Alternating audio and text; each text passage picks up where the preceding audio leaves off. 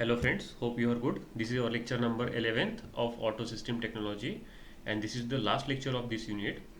And in this unit we are going to cover the two major points of power steering, that is hydraulic power steering and the electronic power steering. So let's get started with this session.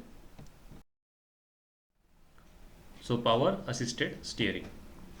So as you know that there is a large amount of torque is required to be applied by the driver for steering the medium and heavy vehicles. तो जो medium और heavy vehicles होते हैं उसे turn करने के लिए driver को ड्राइविंग व्हील्स पर काफ़ी ज़्यादा टॉर्क अप्लाई करना पड़ता है। तो इस टॉर्क को कम करने के लिए आपको किसी चीज़ की हेल्प लेना पड़ेगी, यानी कि असिस्ट लेना पड़ेगा। So the power steering system provides automatic hydraulics assistance to the turning effort applied to the manual steering systems. Hence, it helps driver to steer easily by reducing the steering effort of this wheel. So let's see what is the advantage of this power steering system over the manual steering system. तो इसके कुछ advantage है. There are three major advantage of power steering. The first one is its effort. Okay, the steering effort is considerably reduces. Then the second one is the vehicle can be steered lock to lock with approximately 1.5 steering wheels. तो होता क्या है, जब आपको vehicle का steering wheel turn करना पड़ता है मैन्युअली, तो आपको लगभग 3 टर्न कंप्लीट करना पड़ेंगे, तब जाके आपके व्हीकल को पूरी तरह से टर्निंग रेडियस मिलेगा। लेकिन उसी जगह पे जब आप पावर स्टीयरिंग का इस्तेमाल करते हो तो आपको 1.5 यानी कि 1.5 रोटेशन में ही आपका व्हीकल आपको कंप्लीट रेडियस मिल जाएगा, कंप्लीट टर्निंग रेडियस मिल जाएगा। तो ये फ़ायदा है पावर असिस्टेड स्टीयरिंग का। उसके बाद तीसरा एडवांटेज आता है power steering systems, it absorbs shock roads. Okay, road के जो शॉक्स होते हैं वो भी एब्जॉर्ब कर लेता है। It resulting into the less driving fatigue. तो ये रहे major 3 advantage of power assisted steering system. So now look into this figure. यहाँ पे आपको कुछ फिर से वही लिंकेजेस दिखाई दे रहे हैं। एक स्टीयरिंग व्हील, स्टीयरिंग शाफ्ट है, कुछ स्टीयरिंग गियर है। हमने स्टीयरिंग गियर के 3 टाइप देखे थे। उसके बाद इसमें असिस्ट किया गया है एक हाइड्रोलिक सिस्टम्स को। तो ऑब्वियसली हाइड्रोलिक सिस्टम में तो एक पावर स्टीयरिंग के लिए पंप आ जाएगा, उसकी हाइड्रोलिक पावर को ट्रांसफ़र करने के लिए कुछ होसेस आएंगे, यानी कि पाइप्स आएंगे, pressure pipes. Okay, so the powers assist usually hydraulic and electronic. It helps to the driver to apply steering force. तो ये जो भी असिस्टेंस है यहाँ पर दिखाई दे रहा है आपको फिगर में, ये हाइड्रोलिक पावर है। हो सकता है ये इलेक्ट्रॉनिक पावर भी हो जाए। In the power steering system, a continuously operating pump provides hydraulic pressure when it needs. तो जब जरूरत पड़ेगी ये पंप क्या करेगा, एक हाइड्रोलिक प्रेशर आपके स्टीयरिंग गियर को अप्लाई कराएगा। As the steering wheel is turned, the valves are operated to admit this hydraulic pressure to cylinder and transfer to the steering linkages. So there are 2 types. The first one is hydraulic power steering and the another one is electronic power steering. तो आपको इस figure में hydraulic power steering दिखाई दे रही है। अगले slide में देखते हैं इसे और डिटेल में। तो यहाँ पे मैंने आपके लिए 4 फिगर ड्रॉ किया है। तो हो सकता है आपको ये पहले झलक में काफ़ी कंफ्यूजिंग दिखाई दे, तो इसे थोड़ा सा सिंप्लीफाई करते हैं। पहला figure, second figure, third and fourth. अब यहाँ पे कुछ बेसिक कंपोनेंट दिखाई दे रहे हैं आपको पावर असिस्टेड स्टीयरिंग के। तो चलिए पहले एक एक कंपोनेंट को देख लेते हैं। The first component is reservoir. आपको पता है रिजर्वायर का क्या फंक्शन है, ये ऑयल को स्टोरेज करने का काम करता है। उसके बाद नेक्स्ट कंपोनेंट है ऑयल का पंप। तो पंप का फंक्शन है इस ऑयल को प्रेशराइज करना और आगे ट्रांसफ़र करना। उसके बाद आता है डायरेक्शन कंट्रोल वाल्व, ये डायरेक्शन कंट्रोल करने का काम करता है। उसके बाद आता है डबल एक्टिंग हाइड्रोलिक सिलेंडर। अब डबल एक्टिंग क्या होता है, इसके दोनों तरफ से प्रेशर इक्वलाइज होता है।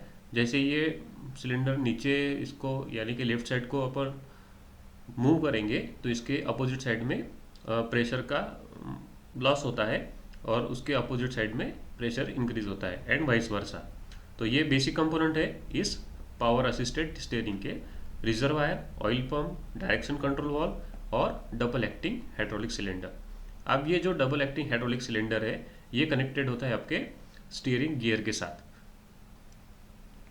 ओके, अब ये जो फर्स्ट फिगर है यहाँ पे आप देख सकते हैं कि both chambers have the same pressure, it provide stability to the vehicle. तो जब यहाँ पे प्रेशर इक्वल होता है यानी कि डायरेक्शन कंट्रोल वाल्व आपका बंद है, तब ये आपके व्हीकल को स्टेबिलिटी प्रोवाइड करता है।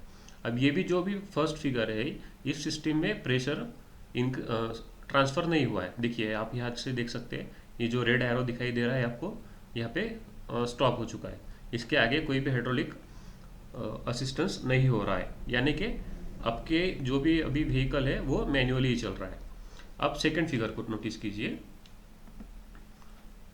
इस फिगर में ऑयल पंप आपका आगे पास कर रहा है हाइड्रोलिक प्रेशर्स को। तो अब यहाँ पे आपका जो भी सिस्टम है वो हाइड्रोलिकली प्रेशराइज्ड है। ओके, हाइड्रोलिकली प्रेशराइज्ड है। The both chambers have same pressure, it provide stability to the vehicle.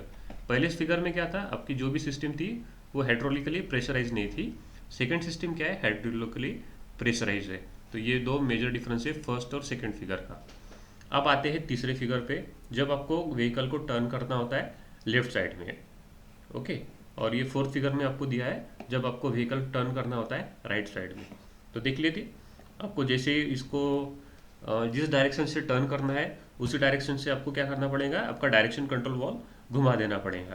तो देखिए यहाँ पे डायरेक्शन कंट्रोल वॉल्व मैंने लेफ्ट साइड में ओपन किया है, तो ऑब्वियसली इसके दूसरे चेंबर से ये हाइड्रोलिक प्रेशराइज फ्लूइड पास होना शुरू हो गया।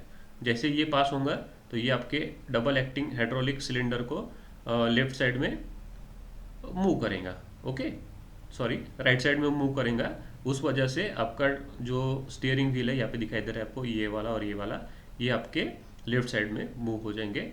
तो ऑब्वियसली आपका व्हीकल भी लेफ्ट साइड में मूव होना शुरू हो जाएगा। अब यही इसके अपोजिट होता है फिगर नंबर 4 में, जब मैं डायरेक्शन कंट्रोल वॉल को राइट साइड में घुमा देता हूँ तो आपके अब ये अपोजिट चेंबर में हाइड्रोलिक प्रेशर इंक्रीज होना शुरू हो गया है। ये आपका डबल एक्टिंग हाइड्रोलिक सिलेंडर अब आपके एक्सल को पुश कर रहा है राइट साइड में। तो अब हो गया, सॉरी, लेफ्ट साइड में। अब आपका व्हीकल के जो स्टीयरिंग व्हील्स है वो राइट साइड में टर्न हो रहा शुरू हो गए। तो ये बेसिक सा फंडा है, बेसिक से कंपोनेंट्स है। तो इसका सबसे मेजर रोल इसमें आता है डायरेक्शन कंट्रोल वॉल्व का। जिस तरह से अपन डायरेक्शन कंट्रोल वॉल्व को घुमा देंगे उसी डायरेक्शन में आपका पावर स्टीयरिंग घूमना शुरू हो जाएगा। उसके बाद इसी अभी जो मैंने आपको प्रीवियस स्लाइड में एक्सप्लेन किया उसी का सब यहाँ पे मैंने डिस्क्रिप्शन आपको लिखा के दिया है।